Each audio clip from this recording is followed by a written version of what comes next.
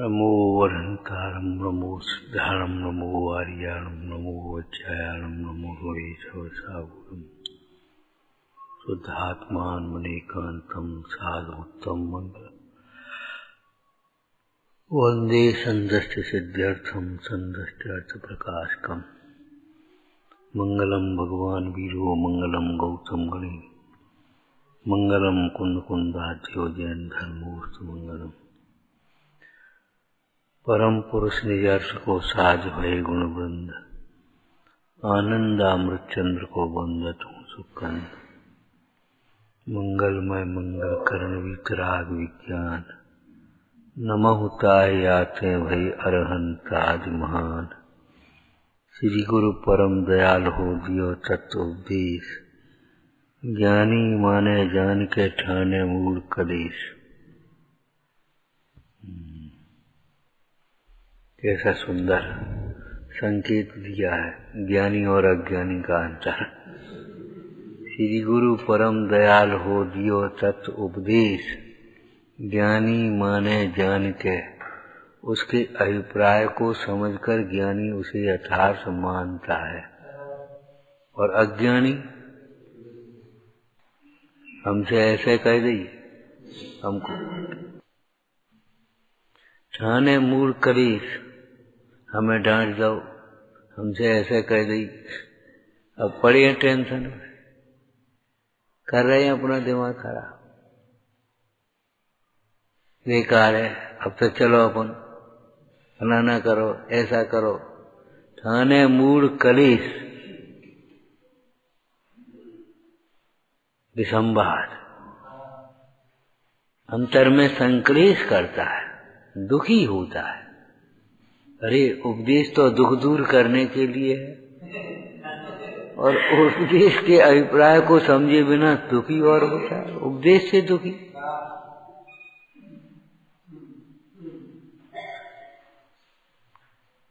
इसी ग्रंथ का मंगलाचरण जो बच्चे बोलते हैं उसमें से बताना प्रशस्ति में है सुखी रहें राजा प्रजा हो धर्म की वृद्धि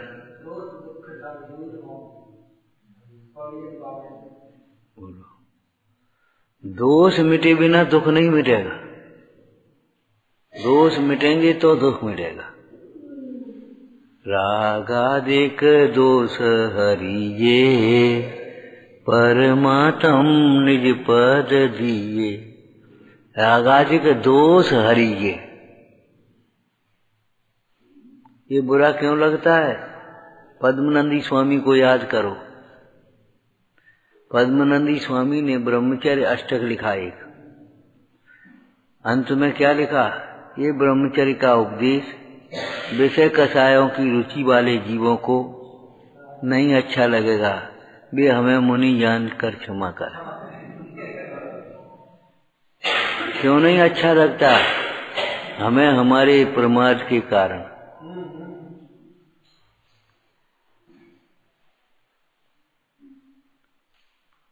डांटा जाता है तो प्रमाद को डांटा जाता है लेकिन तुम उस प्रमाद को स्वरूप मान बैठे तो तुम्हें बुरा लगता है।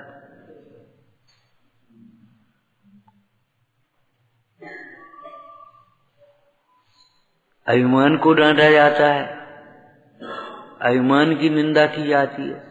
कोई आत्मा की निंदा करके बताए तो हम इनाम दें नहीं कर सकता।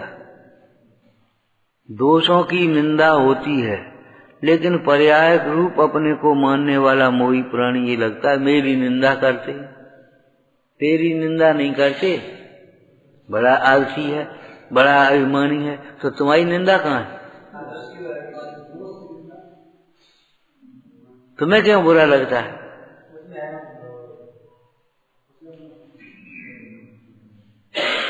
अगर बुरा लगता है और उल्टे विचार चलते हैं तो समझ लेना चाहिए गहर मोह की गहरता है पर्याय की।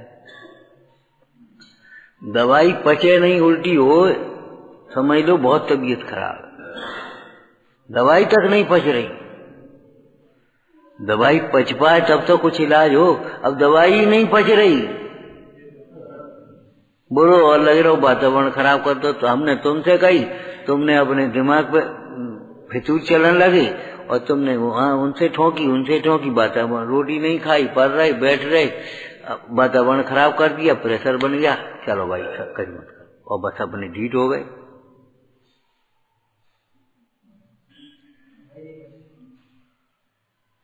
अब कभी कहोगी हिम्मत ही नहीं है, कोई कही नहीं सका,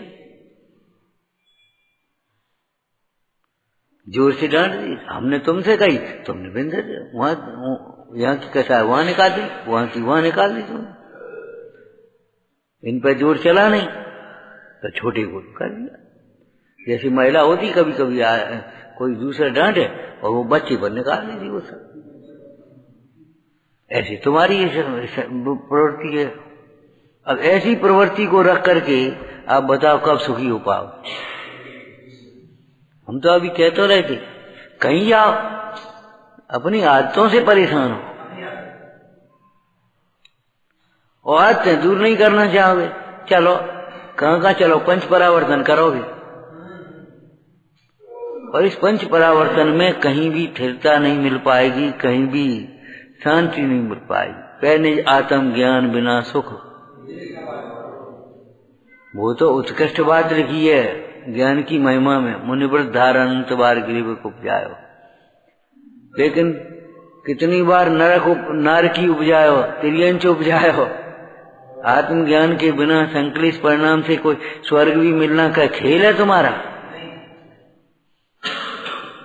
स्वर्ग भी ऐसे थोड़ी मिल जाता है।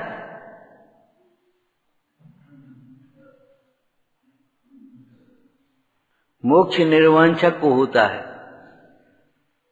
स्वर्ग भी मोक्ष की वांछा वालों को होता है, ये कह रहे हैं।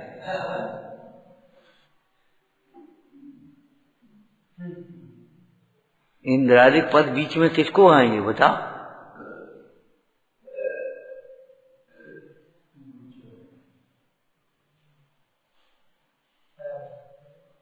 ये बहुवारम परिग्रह में उलझे हुए संक्लिष्ट परिणामों में लगे हुए जीव, ये तो बेचारे नरक में जाएंगे, तिर्यंच में जाएंगे, और क्या होगा? मायाचारी करेंगे, अभिमान करेंगे तो कहाँ जाएंगे? क्या स्वर्ग में जा रहे?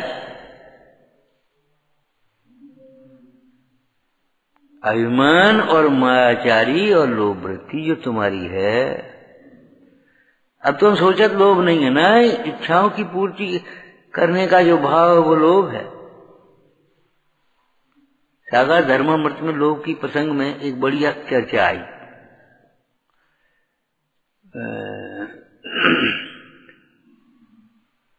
योग्य पात्र मिलने पर भी नहीं देना,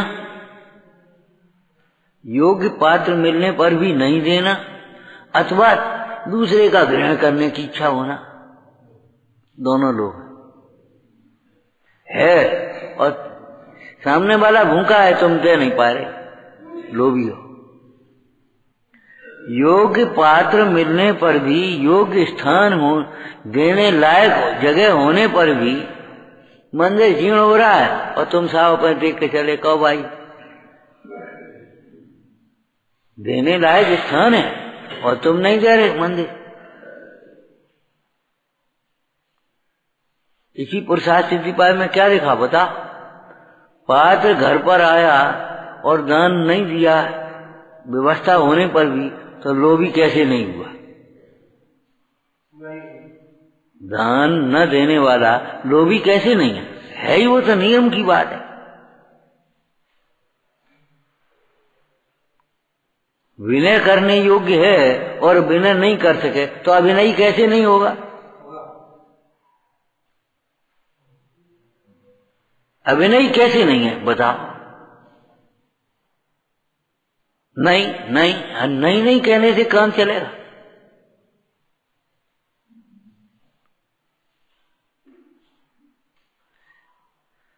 दान देने के लिए योग्य स्थान होने पर, दान देने के स्थान है कितने स्थान दान देने के? शास्त्र के अनुसार बोल दो, एक आध अपनी ओर से बोल दो, कोई बात नहीं। अरे 3 प्रकार के पात्र, उत्तम मध्यम जघन पात्र, और फिर उनके एक एक के 3-3 भेद, उत्तम मध्यम जगन 9 हो गए 3 पाठ। धर्मायतन, करुणादान, समदत्ती दान, दान देने योग्य स्थान होने पर भी और दान देने लायक अपने पास है भी और तो भी नहीं दे रहा। माने तुम्हारे पास समय है और समय नहीं लगा रहे, तुम्हारे पास बुद्धि है तुम प्रभावना में नहीं लगा रहे, आराधना में नहीं लगा रहे। जिनके पास समय नहीं है वो तो अब जो बता वो मायाचारी कैसे नहीं है, अभिमानी कैसे नहीं है।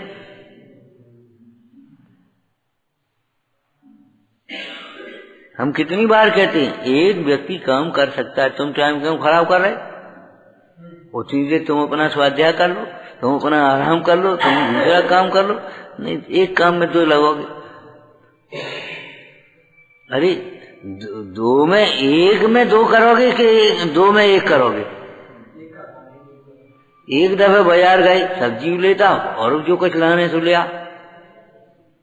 अब एक काम के लिए 2 दफे जाओगे कि 2 काम के लिए 1 दफे, 2 काम 1 दफे में करोगे? बोलो, सोचो, विचार करो। धन जिस प्रकार धन की जैसे तुम्हें कीमत है, समय की भी कीमत होना चाहिए। धन समय धन से अधिक मूल्यवान है, ध्यान रखना। समय धन से अधिक मूल्यवान है, ज्ञान सबसे मूल्यवान है। वो भी हो, समझ में आया ना? पैसे ही पैसा नहीं अकेला। हमने कितनी बार कहा भैया 5 रुपए की चीज कि तुम 10 रुपए देगा, ठग आए कि नहीं ठग आए? तो 5 मिनट का काम 10 मिनट लगाए तो तुम ठगे कि नहीं ठगे? जी बता। नहीं, वो नहीं मानो। अब धीरे धीरे मटक रहे, धीरे धीरे कर रहे, और फिर टेम नहीं है। सोचो, जब 5 रुपए की चीज के आप 10 रुपए दे, अरे तुम तो ठगे आए। तो 5 मिनट का कार्य आप 15 मिनट लगा रहे हो, तो ठगे नहीं रखा करे का? बताओ। 5 मिनट का काम 5 मिनट में करना चाहिए, उतावलापन भी नहीं करो। टोटमल जी ने सम्यक अर्थ में क्या लिखा? आकुलता भी न हो और प्रमाद भी न हो। कितना संतुलन का वाक्य। जिस प्रकार आकुलता भी न हो और जिस प्रकार प्रमाद भी न हो, उस प्रकार का प्रवर्तन करना चाहिए। तो उतावलापन भी नहीं और शांति से करो। शांति माने बाद प्रमाद कहां से पकड़ ली तुमने? शांति माने प्रमाद कहां है यार? ये तुम्हारे घर की मनमानी के अर्थ है का?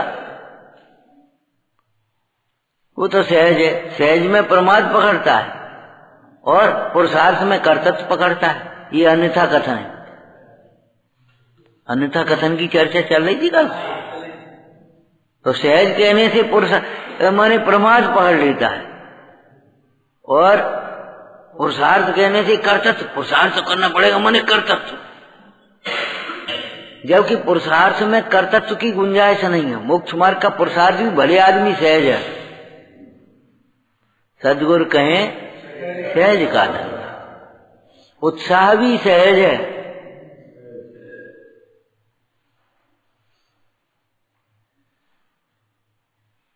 पुरुषार्थ के नाम पर कर्तव्य को जो पूछते हैं, अहंकार में पड़ते हैं। भैया बताओ क्या कहें?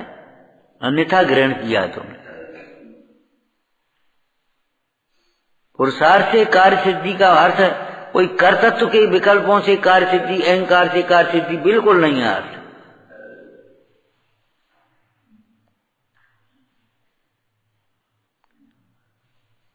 ठाने मूल कलेश माने उन शब्दों को पकड़ करके अगर संक्लेश करते हो अंतर में, तो ये समझ लो इसी दोह के अंतर्गत आ गया। श्री गुरु परम दयाल हो दियो तत्व उपदेश, ज्ञानी माने ज्ञान के ठाने मूल कलेश। अगर आप संक्लेश करते हो, संक्लेश माने जानते होगे क्या है संक्लेश का? है? अरे संक्लेश माने क्या होता क्या है? तीव्र कसा है, क्रोध करते हो, अहंकार करते हो, ये संकलेश, तीव्र कषाय को संकलेश कहेंगे और मंद कषाय को विशुद्ध कहेंगे। सर्वथा नहीं है यार, ध्यान रखना। मंद कषाय में और विशुद्ध परिणाम में अंतर है। विषय कषायों के संबंध में जो मंद कषाय है उसका नाम विशुद्धता नहीं है। विषय कषाय की मंदता जानते हो? जो मिल गया सो खा लिया, जो मिल गया सो पहन लिया, का करने अपन को, उन्हें दो बातें कहीं कह लेंगे। लेकिन न देव का भी पता, न गुरु की पता, न शास्त्र की पता, न पुण्य की पता, न पाप की पता, न कुछ। अब ठीक है, का करने। और एक हमको यही चाहिए, ऐसा चाहिए, हमको ऐसा नहीं पूछा, हमको ऐसा नहीं किया, ये संकलित परिणाम। संकलित परिणाम माने विषय कषायों की आसक्ति में तीव्र क्रोध कर लेना, तीव्र मान कर लेना, तीव्र लोभ कर लेना, तीव्र माया, ये संकलित परिणाम कहलाते। इन संकलित परिणामों से पाप बंद होता है। और जब संकलित परिणाम से पाप बंद होगा, और अकेला पाप का बंद ही नहीं होता, और कुछ भी होता है। हाँ, शांति से बोलो। उस पुराने पाप की उधीना भी होती है। तब ये समझो संकलित परिणाम करने वालों की इज्जत भी नहीं रह जाती, फिर कोई उनकी बात पर ध्यान नहीं देता। बकन देखो क्या करने अपन को। अरे घर के लोग भी हों, खाने वो खा लो, नहीं खाने मत खाओ, जा। अब तुमसे कह रहे हैं, समझ रहे, कह रहे भैया आपका ज्यादा संकलित कर मत खाने, रहने दो, छोड़ो, जा।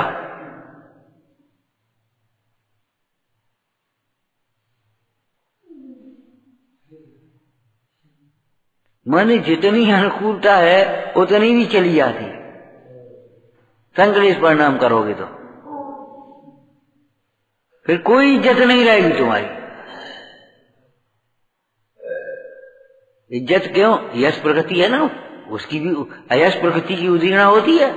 तब जगह जगह निंदा होगी, सब जगह निंदा होगी, वहां भी फिर तुम्हें बुरा लगेगा।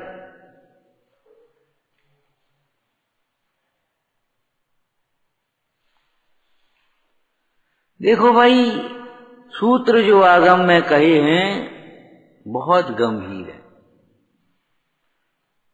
आगम में बदलने की, संशोधन की गुंजाइश नहीं है। इस आगम के वचनों का आदर करके, समझ करके, अभिप्राय समझ करके, रहस्य समझ करके अपनी परिणति में संशोधन करो। दर्पण मत घिसो, अपना चेहरा साफ करो। तुम यहाँ के अर्थ थोड़ी तुम बदले हुए ऐसे कहा हो जाओ, नहीं नहीं ये भाव नहीं है, ये भाव नहीं। अरे भाव नहीं है, भाव से क्या मतलब? वचन क्यों नहीं है?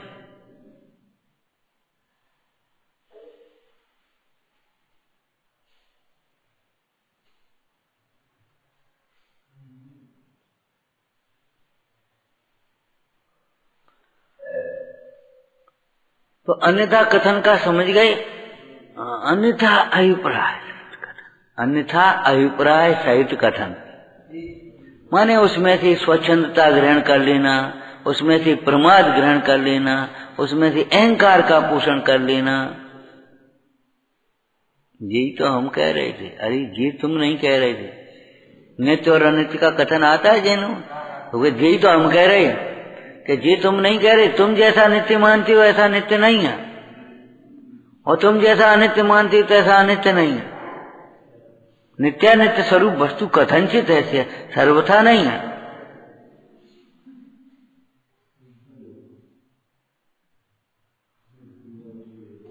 देखो यही तो हम कह रहे हैं, स्वानुभव में द्वैत विकल्प नहीं है। अंत में अद्वैत आ गया कि नहीं? कि नहीं, तुम सर्वथा अद्वैत मानते, दूसरी वस्तुओं की सत्ता का निषेध कर रहे हो, और हम पर वस्तुओं का निषेध नहीं है, उसके आश्रय से होने वाले विकल्प का निषेध कर रहे हैं।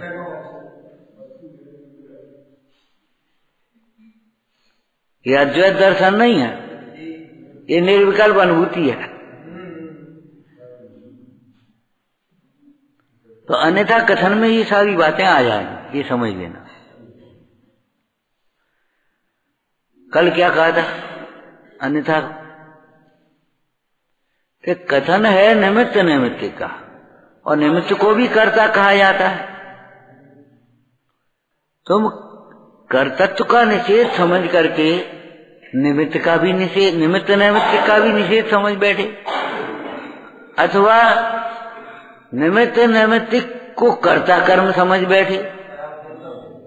जैसे लौकिक में एक दृष्टांत बताएं, कोई गुरु के पास से ज्ञान चाहे तो कैसे मिलेगा, और गुरु के भी भरोसे तुम्हें ही पढ़ा दे, तुम्हें ही याद कर ले, तुम्हें ही कर ले, तुम्हें ही सब सिखा दे, हमें कुछ सीखना ही नहीं है, कैसे मेरे सिखाएगा बताओ? बताओ आप कि हम चाहे जो करें, चाहे जैसे करें, डॉक्टर साहब तुम योग्य हो, तुम ही ठीक कर दो, हमको पथ नहीं छोड़ेंगे, हम अपना अहंकार नहीं छोड़ेंगे, हम अपनी मायाचारी नहीं छोड़ेंगे, हम गूंगापना नहीं छोड़ेंगे, और तुम हमें सिखा दे। कैसे सिखाएगा बताओ?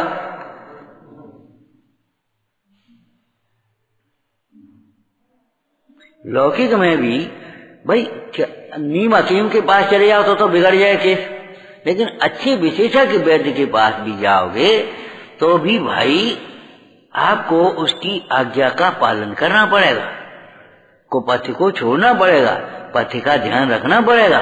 बोलो तभी तो ठीक हो पाओगे। ऐसे ही गुरु के पास से ज्ञान चाहोगे कैसे मिलेगा, वो क्या पढ़ाएगा? लेकिन अगर सम्यक ज्ञानी गुरु भी होगा तो भी तुम्हें ज्ञान दे तो नहीं देगा, तुम्हारी विनय के बिना गुरु ज्ञान नहीं दे सकते। हमने आपको क्या कहा था, शिक्षा दी नहीं जाती, शिक्षा ली जाती है।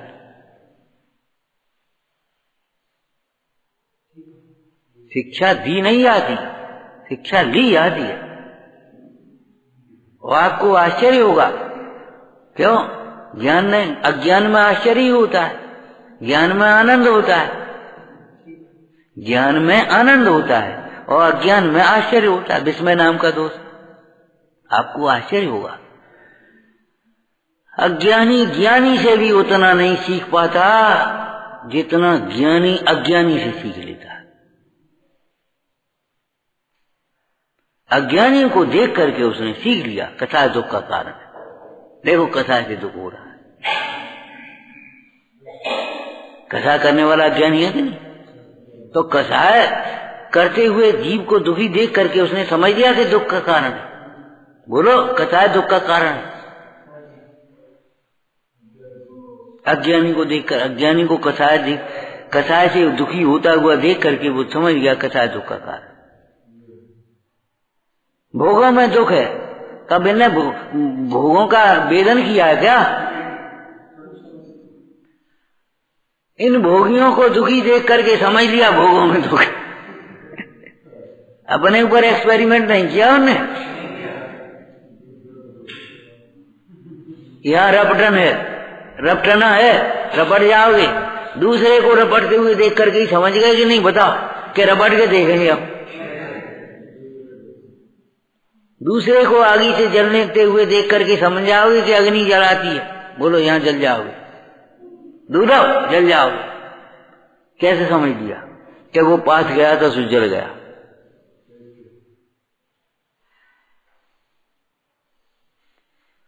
ये निर्णयात्मक ज्ञान की बात है। स्वानुभव ज्ञान की तो स्वच्छता में पर पदार्थ का यथार्थ ज्ञान होगा, लेकिन निर्णयात्मक ज्ञान जो आगम से हुआ वो भी जो बताओ अपने ऊपर एक्सपेरिमेंट किया है।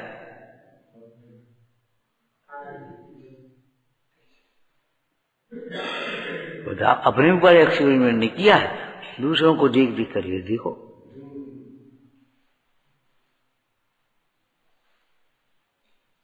कितना ज्ञान है और कितनों टेंशन पर हुए।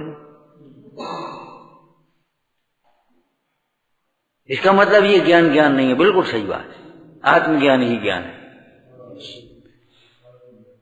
माने बड़े बड़े क्षयोपम ज्ञानियों को दुखी देख करके ये क्षयोपम ज्ञान दुख का ही कारण है, सुख का कारण नहीं है, ये बात समझ ली निर्णय में।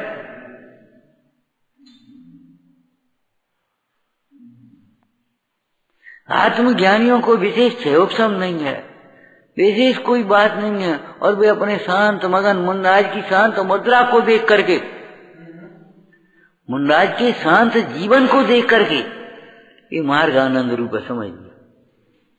बोलो,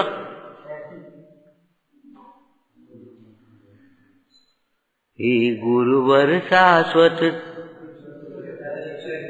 यह नग्न स्वरूप तुम्हारा है, जग की नश्वरता का सच्चा दिग्दर्श कराने वाला है। बिल्कुल सामने आकर के दिग्दर्शन हो जाता है।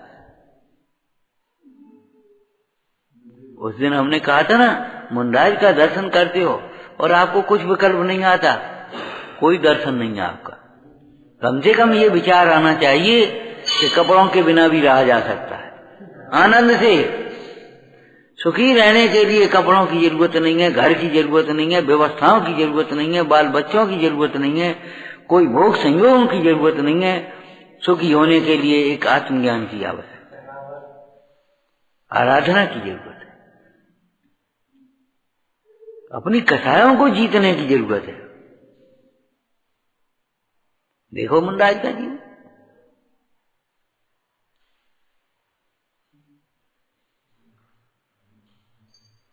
अंतरंग हो सहज पावन। बता, जब उनके गुणों का चिंतन करते हैं अंतरंग सहज पावन हो जाता है। तुम गुण चिंतक निज पर विवेक प्रगटे विगटे आपद अनेक।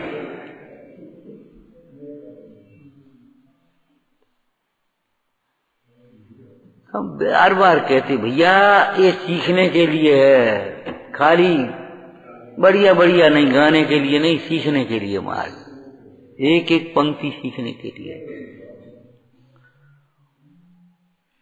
यदि भूख हो तो विविध व्यंजन मिष्ट इष्ट प्रतीत हो, अब भूखा ही नहीं हो तो कह भाई इमरती, अरे हमें नहीं के लड्डू न कचौड़ी के न पकौड़ी के नहीं, रोटी के नहीं, खिचड़ी के नहीं, कुछ नहीं, बिल्कुल इच्छा नहीं है, कड़ुआ कड़ुआ मोह है, ज्वर चढ़ा है भयंकर। ऐसी ये मोह का ज्वर चढ़ा कोई, ठीक है तुम कह रहे तो आप खाए ले रहे, तुम सुना रहे तो सुने ले रहे, भाजपा की ठीक है, बढ़िया। ज्वर के लक्षण है ये, जो भूख नहीं है, जैसे ज्वर के जोर सो भोजन की रुचि जाए, तैसे कुकरम के उदर जिनवाणी न सुहार। कोई भूख ही नहीं, जिज्ञासा ही नहीं, ठीक है। इतने सहज हो गए, हमें कछु नहीं चाहिए। झूठ बोलती हो, जिसे आत्मा नहीं चाहिए उसको सब चाहिए।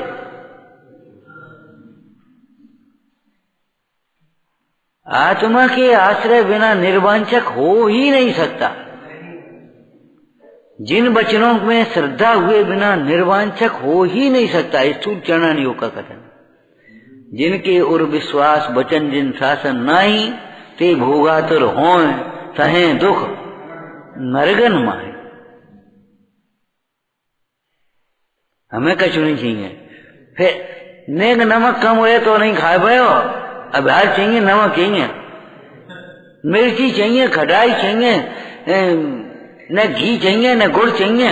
बहाने चाह कच कर ले, वो हमारा स्वास्थ्य कमजोर है, वो डॉक्टर ने कह दी फलानों का तो कछु नहीं कि सब दिमाग कमजोर है। हम ये नहीं कह रहे, डॉक्टर ने और तो कही, डॉक्टर ने कही घी खाओ कर, ने डॉक्टर ने जे तो कही घी खाओ कर, और जे नहीं कही पचाओ करो, मेहनत करो करो, ने घी खाओ करो और पचे रहो, परे रहो करो। वो डॉक्टर ने घी बता दो ने हमें, मर जाओगे, डायबिटीज हो जाएगी खींच के, ये अटैक फटैक के तुम्हारे ब्लॉकेज हो जाएंगे, डॉक्टर ने कही। आधी बात सुनी, आधी बात नहीं सुनी। पंडित जी कह रहे थे और वो कुछ कह रहे थे, पंडित जी के वो ती बात कह रहे थे बस खाली।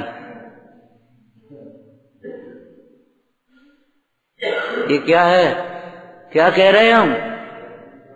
व्यंग नहीं कर रहे तुम्हें, ये अन्यथा वचन का, अन्यथा वचन की चर्चा कर रहे हैं। ये अन्यथा, जैसे शुभ योग, शुभ योग को की क्या परिभाषा है?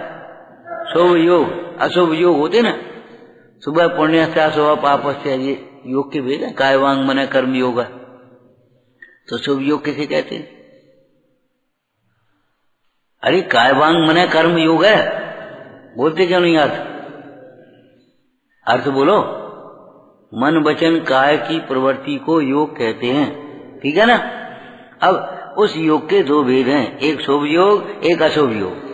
तो बता शुभ योग किसे कहते हैं? शुभ परिणाम सहित योग। अशुभ योग माने अशुभ परिणाम सहित योग। किसी को ठगने के भाव से कोई मिष्ठान भी खिला रहा हो, अशुभ योग है, मायाचारी का भाव है। ट्रेन में करते ना, खवाए बवाए कचौड़ी खाओ, फलाना खाओ और ये पियो, और बाद में डाल दे नशा की दवाई को, लूट लो। तो कितना मीठा व्यवहार करते हैं लोग में। मायाचारी वाले को कभी कभी कह भी देते बड़ी मीठी छुरी है। तो मीठी छुरी का मतलब अभिप्राय खोटा है, ऊपर ऊपर से मीठा बोले। आज क्या लिखा है शास्त्र में बता? जो गुरु ऊपर से मधुर बोले और दोष नहीं छुड़ाए सो गुरु भला नहीं, ताड़ना करके हूँ दोष छुड़ाए सो गुरु भला है। क्या कहा? दे बढ़िया पंडित जी पे कछु नहीं कहा, कछु नहीं कह सो बढ़िया है कि तेरे हित की बात कहें तो बढ़िया। तुझे होश ही नहीं है, बढ़िया को घटिया मान दिया, घटिया को बढ़िया मान दिया।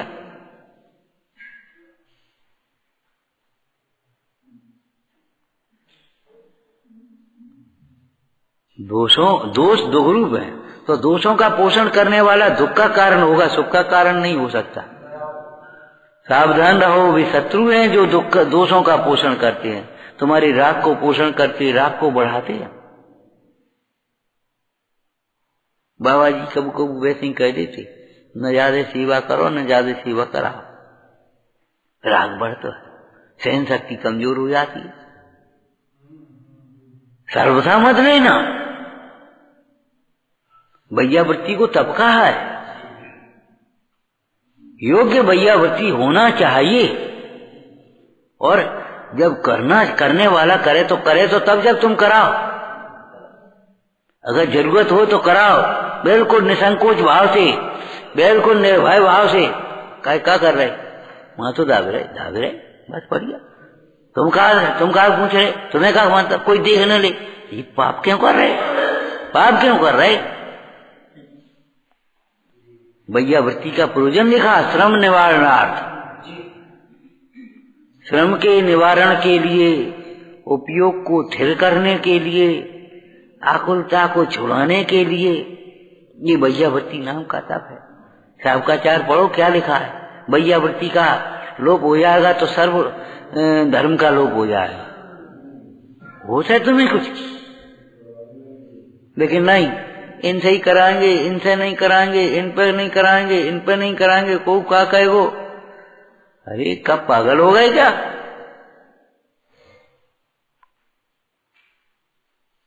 हमें सारे की जरूरत है, नहीं उठ पा रहे, कोई बात तकलीफ हो गई, बेटा यहाँ आइयो, जो दिखाई दे यहाँ आ जा, न उठाइयो, मैं खत्म हो गई बात। एक है, अब ने तकलीफ हो गई, खत्म हो गई बात। अब ये है कि बे है कि ये नहीं है कि बे नहीं है, इंसान नहीं कि बिन नहीं, ये राग द्वेष क्या कर रहे? पागल हो गए क्या? बिल्कुल। अब दुखी नहीं रहोगे क्या सुखी होगे? मोहियों की ममता में सावधान हो, धन धन सिर ऊपर ज्ञानी गुरु विराजमान हो, उनके अनुशासन में रहकर स्वतंत्र हो स्वामी। विचार करो, विचार करो। निमित्त नैमित्तिक का निषेध नहीं है, कर्ता कर्म का निषेध है।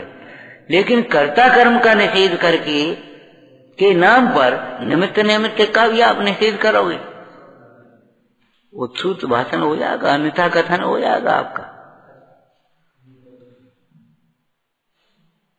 अथवा निमित्त नैमित्तिक संबंध के कथनों को पढ़ करके निमित्ताधीन दृष्टि हो जाओगे, निमित्त के अधीन हो जाओगे, तो अन्यथा ग्रहण किया। निमित्त नैमित्तिक का ऐसा अभिप्राय नहीं है। सहज निमित्त नैमित्तिक संबंध है। सूर्य का उदय होने पर कमल खिलता है, कमल ही खिलता है, पत्थर का कमल नहीं। लेकिन सूर्य का उदय कमल को खिलाने के लिए नहीं होता। सूर्य का उदय अपने कारण से है और कमल का खिलना, लेकिन कमल खिलेगा ही खिलेगा, और कमल तभी खिलेगा जब सूर्य का उदय हो। सीता तभी प्रसन्न होंगी जब राम का समाचार मिलेगा। एक अंगूठी को देख करके सीता प्रसन्न, क्यों उसके ऊपर राम लिखा है, और रावण ने इतनी भेंटें भेजी, कोई प्रसन्नता नहीं। जहाँ राम है वहाँ हमारा सुख है, जहाँ राम नहीं है वहाँ हमारा सुख नहीं है। आज सीता प्रसन्न है क्या? हाँ बिल्कुल ठीक है, सही कह रही है कि आज सीता प्रसन्न है, परंतु आज मुझे मेरे पति का समाचार मिला इसलिए प्रसन्न हूं। इसलिए प्रसन्न, रावण के ऊपर कभी प्रसन्न नहीं। आज मुझे मेरे पति का समाचार। ये बावरी हो गई, गर्मी चढ़ गई आगे दिमाग पर कि गर्मी चढ़ नहीं गई, गर्मी उतर गई। तुम्हें होश है? देखो अंगूठी, कौन अंगूठी लेकर के आया है? हनुमान सामने आ गए। प्रमाण दो, कहीं डरी तो नहीं मिल गई। तब उन्होंने राम के द्वारा कहे हुए दो बातें सुनाई। तब सीता को विश्वास आया, राम के पास से आया है और राम के कहा।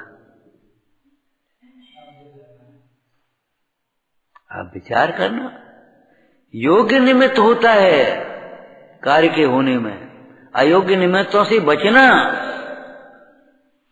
जैसे अयोग्य डॉक्टर से इलाज नहीं कराते, अयोग्य दर्जी से कपड़े नहीं सिलवाते, बोलो, तो ऐसे ही अयोग्य निमित्तों से बचना। परंतु निमित्तों के भरोसे मत रहना, योग्य निमित्तों के भरोसे मत रहना। निमित्त निमित्त ही तो है, निमित्त का जो स्वरूप है अकिंचित कर, वो नहीं मिटेगा। निमित्त अपना काम करेगा, तुम्हारा काम नहीं कर देगा।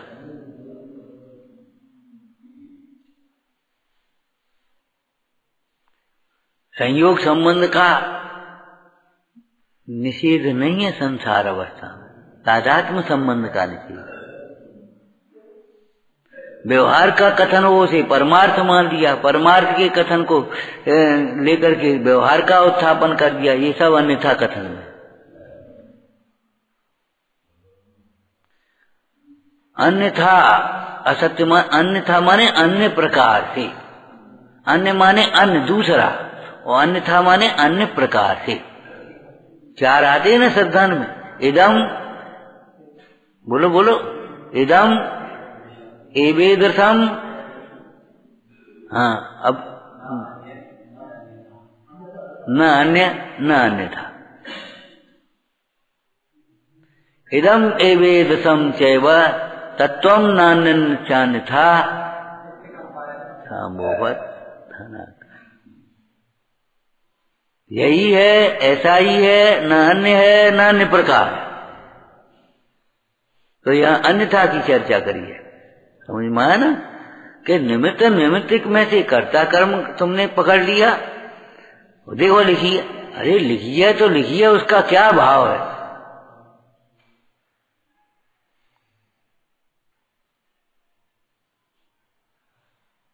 ज्ञान ज्ञान के आश्रय से होता है। अरे स्वच्छंदता से अनंत काल नहीं होगा, अनंत काल में नहीं होता। ज्ञान व्यायक के आश्रय से होता है, ये बात परम सत्य है। लेकिन स्वच्छंद प्राणी को नहीं होता, गुरु का आश्रय करने वालों को होता है, विनयवान को होता है। गुरुवो भवन्ति शरण प्रबोधन चक्र संचारा।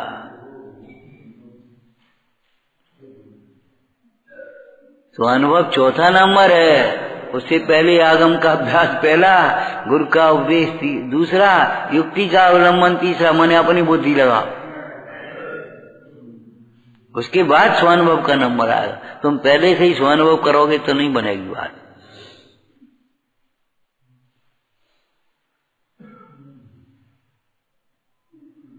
पंडित जयचंद जी ने तो अष्टपावड़ में ऐसा शब्द लिख दिया, क्या कहें। जो ये कहते हैं कि आगम के कथनों को हम परीक्षा करके ही मानेंगे और परीक्षा करने लायक बुद्धि तुम्हारी है नहीं, वे वृथा बकते हैं। जी लिखा, आगम की कथन को सिरमौर रख करके, ऊपर रख करके ये समझना है, ये हमारी समझ में नहीं आती, इसका यह अर्थ कर दो, ऐसा नहीं है। इसमें मत परिवर्तन करो, इसको समझ में, इसको हृदयंगम करो।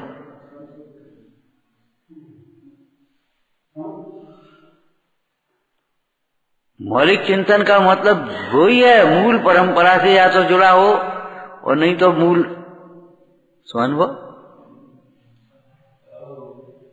बाद बाकी तुम अपने क्षयोक्षम बल पर मौलिक मौलिक मौलिक करोगे तो भटक जाने के चांस हैं।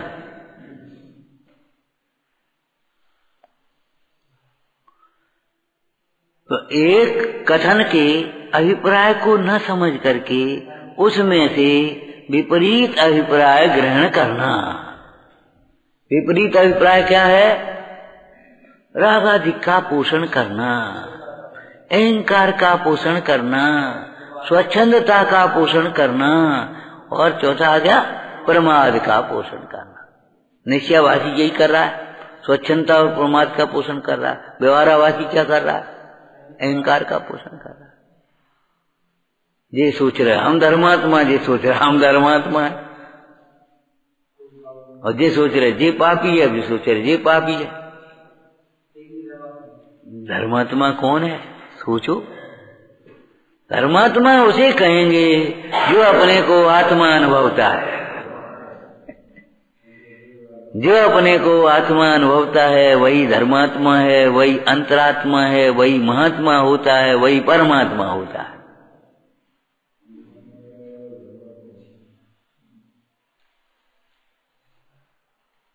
सबको अज्ञानी समझने वाला सर्वथा सो भी स्वयं ज्ञानी कैसे हो सकता है? ये बताओ। सबको अज्ञानी समझने वाला, सर्वथा अज्ञानी समझने वाला है, स्वयं ज्ञानी कैसे हो गया? ये बहुत बेकार आदमी है, हम भले आदमी, ये कैसे हो गया? बताओ कैसे हो जाएगा? अरे भला आदमी तो वो होगा जो बेकार में से भी गुण ग्रहण कर लेगा, ये इस काम का आदमी है।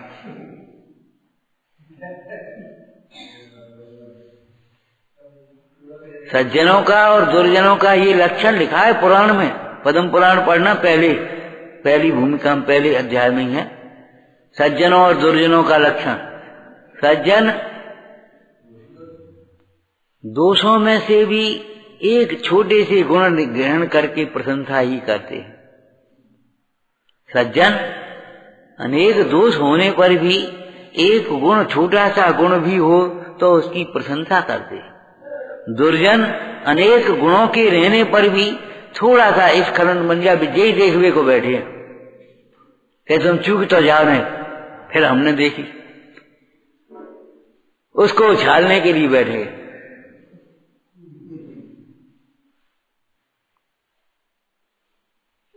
सज्जन गुण ग्रहण करते हैं, प्रशंसा करते हैं, दोषों का ज्ञान उन्हें हुआ, इनमें ये दोष है। तो सज्जनों का क्या लक्षण है? भी ये सोचेंगे इनका दोष दूर कैसे हो, इनका दोष दूर कैसे हो। अब क्यों इनका दोष इनसे कैसे से दूर होएगो? इधर उधर कैद फिरेंगे तो दूर होगो। उपगुहन पूर्वक स्थितिकरण करना ये ज्ञानियों का, सज्जनों का, सम्यक दृष्टियों का, धर्मात्माओं का स्वाभाविक लक्षण है, अंग है उसकी। अंग नांग हीनम मलम चेतुम,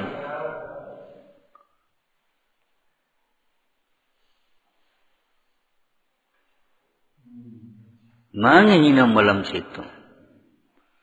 तो नांग उपगुहन हीनम, वात्सल्य हीनम, स्थितिकरण हीनम, निर्चिकित्सा हीनम, कैसे सम्यक दृष्टि होगा? नांग हीनम मलम। भैया थोड़ा सा स्वाध्याय तो चाहिए, हम क्या करें? बिना सोचते हो गए जी बाल बच्चे के नांग हीनम हाल कहने लगे, हाल वो कहने लगे, अभी नहीं मालूम होगी तो कैसे पता होगी? इसलिए कक्षाओं में बैठना बहुत जरूरी है भैया, और कक्षाओं में इन सब की परिभाषाएं सीखो और फिर यहाँ बैठो तब आएगा।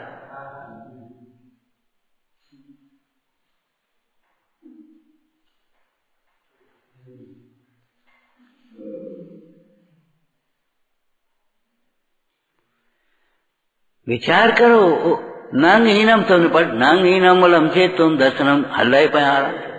जैसे हम बड़े हम ही सम्यक दृष्टि हो गए, सबरे अंग हम ही आ गए और जी है अंगहीन। नांग हीनम का अर्थ तो करो। नांग हीनम माने अरे ऊपर से चलो, निर्भयता से रहित, निशंकता से रहित। जो निशंक नहीं है, निर्भय नहीं है, वे कभी धर्म नहीं कर सकते। शंका ही बनी रहे क्या? जो शंका बनी रहेगी देव में, गुरु में, शास्त्र में,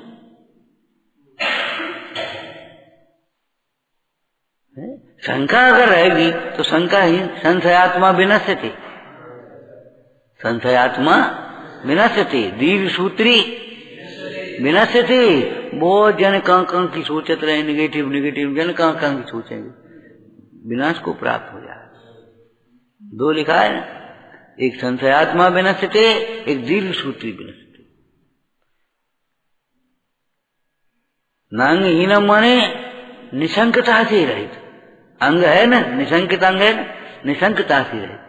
नांग हीनम मलम चेतुम माने निर्विचिकित्सा से रहित, वो निर्वांछकता से रहित। जो वांछाओं में पड़ा हुआ जीव है वो मल को नहीं छेद पाएगा। मल को माने मोह को नहीं छेद पाएगा। मोह मल ही है, क्रोध मल है, मान मल है, माया मल है, लोभ मल है, ये मल है। आश्रम मल है, जल में शैवाल की तरह। आश्रम मल है कि नहीं? तो नांग हीनम मलम चेतुम, जो वांछावान जीव है समर्थ नहीं है, तो नहीं समझ, तुम का छे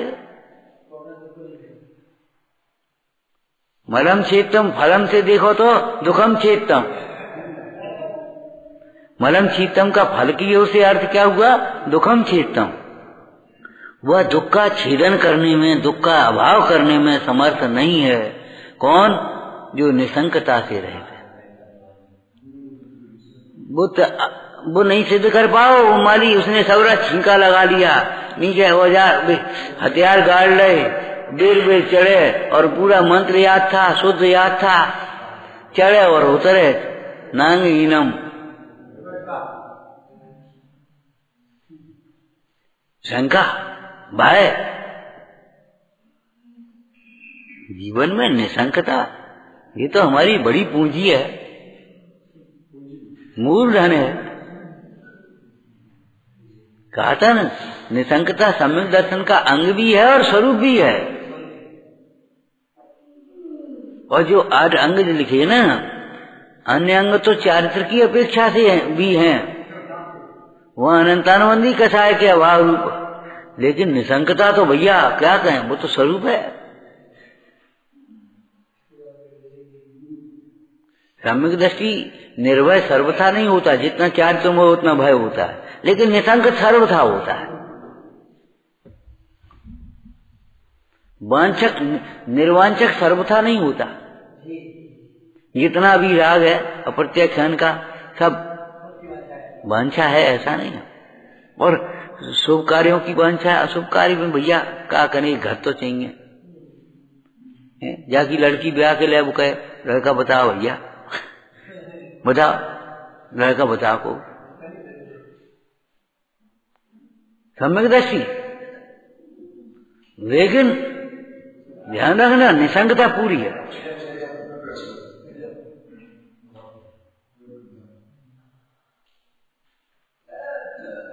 आप बैठ करके अभ्यास करो, बैठ एकांत चित्त एक ठौर आंधे। ये जल्दी से हम क्या कह रहे थे भैया, हे बेटे क्या कह रहे थे, हाथी के दांत बाहर निकल गए, अब भीतर नहीं आए। उपयोग अगर बहिर्मुखी हो गया तो अंतर्मुखी उपयोग नहीं हो पाएगा कभी। उपयोग अगर बहिर्मुखी हो गया तो अंतर्मुखी नहीं हो पाएगा। और वाकई संग में अगर नेक कहूं ख्याति लाभ की वांछा पड़ गई तो गए मरे गए, पतन हो गया। फिर तो कहीं कर्तृत्व का जहर घुस गया भीतर, पतन पतन पतन हो गया बिल्कुल।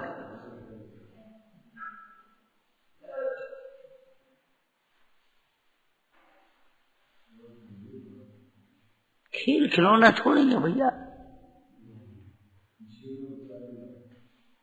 और खेल ही है। खेल करें शिव मार्ग में जगमाहि जिनेश्वर के। बताया था ना, ज्ञानियों के लिए समझदारों के लिए खेल है और नहीं तो जेल है। बताई थी ना, संयम का मार्ग, सुख का मार्ग, मुक्ति का मार्ग ज्ञानियों के लिए खेल है। खेल खेल करते आगे बढ़ जाते। और अज्ञानियों के लिए भैया आपका आज व्रत पूरे हो गए, कल से हरी मिलाई, कल से फल खाएंगे, कल से कपड़ा धो लेंगे, कल से साबुन लगा लेंगे, बस प्रतीक्षा कर रहे। अरे कल होगा कि नहीं होगा पता है कभी, कल तो होगा, लेकिन हमारे जीवन का कल किस प्रकार होगा, कहाँ होगा, कैसे होगा, ये सोचो। आज से क्यों सोच रहे हो? मन ऐसा लग रहा हो जैसा बंधन हो रहा हो।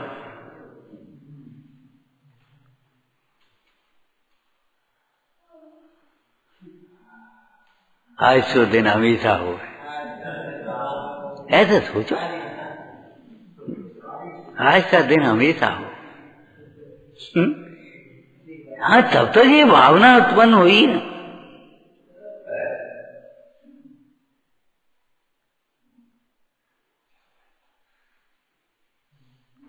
मिष्ठान खाने को मिलते हैं, रोज मिले, सोचा था कि नहीं सोचा था? तभी ये बता तत्व का अभ्यास। हाँ,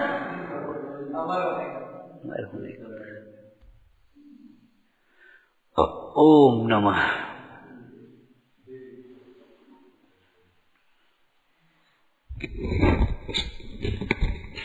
न अंगहीनम मलम छेदम।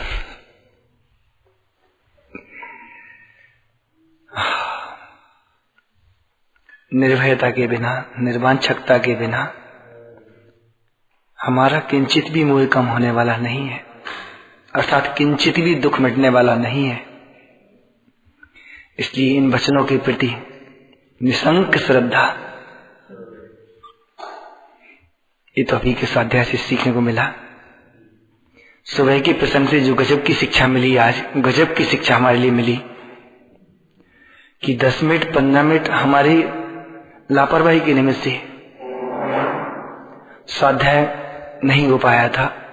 हम सबको खेद होना चाहिए और यथायोग विनय रूप वचनों के द्वारा अभिव्यक्ति भी होना चाहिए। धिक्कार है हमारी ऐसे प्रमाद को, लापरवाही को, उपेक्षा बुद्धि को, जिसके कारण से आपको विकल्प करना पड़ते हैं, आपको स्वाध्याय रोकना पड़ता है। हृदय से हम सभी उसकी क्षमा चाहते हैं। ऐसे दोस्तों की पुनरावृत्ति नहीं हो, ऐसा प्रयास भी करेंगे। इस सुबह के प्रसंग से शिक्षा मिली, शाम को बच्चों के प्रसंग से गजब गजब की बात मिली। यदि हम उपेक्षा से स्वाध्याय को सुनते हैं तो हम ज्ञानावरणी का बंद करते हैं, हम रो रो के मर जाएंगे, हमारा कर्म नहीं कटेगा, हमारे ज्ञान का विकास नहीं होगा। मतलब बच्चा यदि जरा लापरवाही से सुन रहा है, टिक के बैठा है, प्रमाद कर रहा है, तो उसके से प्रकरण से इतनी बड़ी शिक्षा मिल गई हम सबके लिए कि हमें किसी भी प्रकार का प्रमाद रहता है, किसी भी प्रकार का अनुत्साह रहता है, कैसा भी मन में द्वंद्व चलता है, तो हम ऐसे कर्म मान लेते हैं कि हमसे रोए रोए नहीं कटेंगे। बाकी तो बहुत सुंदर सुंदर शिक्षाएं थी, अनुशासन की थी, किस प्रकार से पढ़ना, कैसे उसको याद करना, कैसे परस्पर सुनाना, फिर उसको लिख करके कैसे पुष्ट करना, खेलने के समय खेलना है लेकिन पढ़ने के समय हंसी मजाक खेल नहीं करना है। बहुत सुंदर सुंदर शिक्षाएं दी, पर एक जो नई 2-3 नई शिक्षाएं जो विशेष मिली उसके लिए बहुत बतावार भाई साहब।